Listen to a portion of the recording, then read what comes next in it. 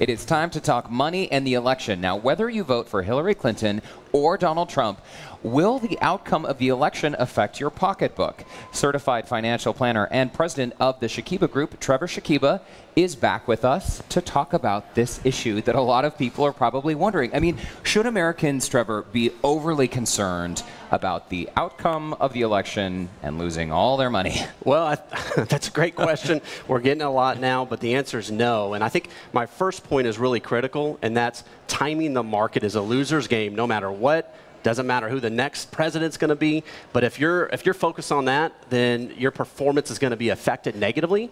And then the one statistic I'll just throw out there real quick is that if you look at any 30-year period in the market, so 1960 to 1990, the average return is about 9%, but the average individual is 3 to 4%. And that's because they've let emotion affect their investment decisions, and they've deeply been affected by it negatively. So when you say timing the market, does that mean that you're trying to buy when something's really low and sell when something's really high? Exactly. You're jumping in, you're jumping out. Brexit is a great example here recently, where right, the UK voted to leave the European Union, and then within 2 days the market went down 7%.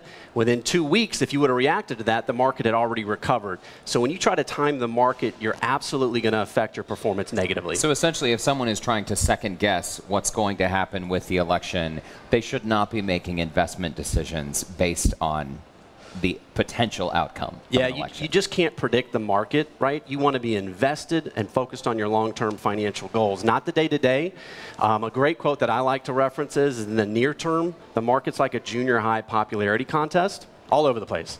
Long term, though, it's going to act as a weighing mechanism where everything, fundamentals and earnings, are going to drive the market up or down.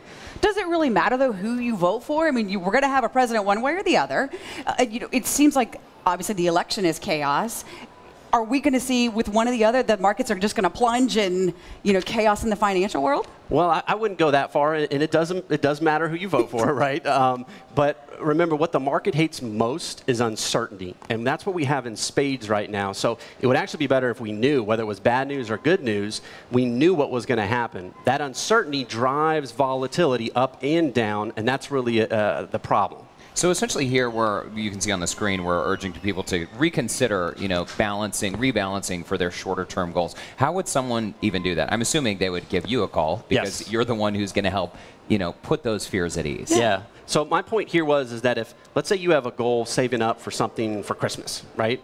You should not be invested in the market right now because anything could happen in the next in 3 weeks, of course, but last few months. So you're going to want to rebalance, and anything short term, which is really 3 years or more, maybe even 5 years, you can't be invested where the market might be going down 7, 10, 20% because we just don't know. So I'm going to ask you, with this election, with it being a little bit more chaotic than some of the others we've had in recent years, are you seeing more people holding on to their money and really going into the savings route? Yeah, I would say so. Just like in 2008 and 09, people will sit on their wallets and not spend as much when there's fear or uncertainty.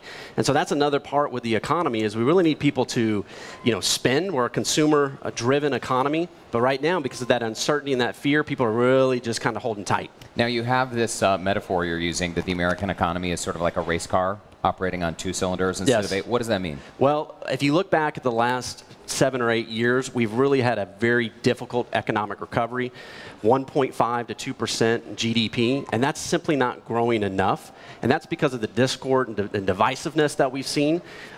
We've got the most dynamic economy out there in the world with the most entrepreneurs and innovation and technological advances. We need to be growing at 3% plus, which would solve a lot of problems. And so I related it to a sports car that has extreme power, but we're only operating on a couple cylinders. But what about the deficit? Deficit is a problem. Growing will help. But here we've really got to make some changes to our entitlement programs, Medicare, Medicaid, to a lesser extent Social Security. The good news looking back historically is we will probably eventually get this fixed, but it'll probably be at the last second, kind of like the fiscal cliff. Now, when people are thinking about their long-term financial goals, I know they may be concerned about the deficit, concerned about the election and all of that. But what's your advice when people are really trying to reach their long-term goals? Yeah, I think that's a great question. Don't lose your perspective, especially with the election. Remember, we're not investing in Donald Trump or Hillary Clinton, right? we're investing for your financial goals, retirement, whatever they may be. We're investing in great companies run by really smart people that are going to continue to deliver value of dividends and profits to those shareholders, no matter who's in charge or what policy's in place. That's really important. And then one last quick point. Remember, if the market is down, you spread your risk out by continuing to invest in dollar cost averaging. That's what we call it in the industry, by buying more shares at a lower value and less at a higher value. So don't do any knee-jerk reaction, since we are in kind of an uncertain time right now. Don't panic. Don't panic. Which is easier said than done. 100%. But I think that goes to why financial planning is so important. If you have a plan in place and you're focused on your long-term objectives, it's a lot easier not to panic out of the market. And if you don't have a plan in place? Call Get one. Get one as soon as possible. Very sound advice. Trevor Shakiba, thank you so much. Thank you. And for more information, you can go to Shakiba Group and visit their website at shakibagroup.com.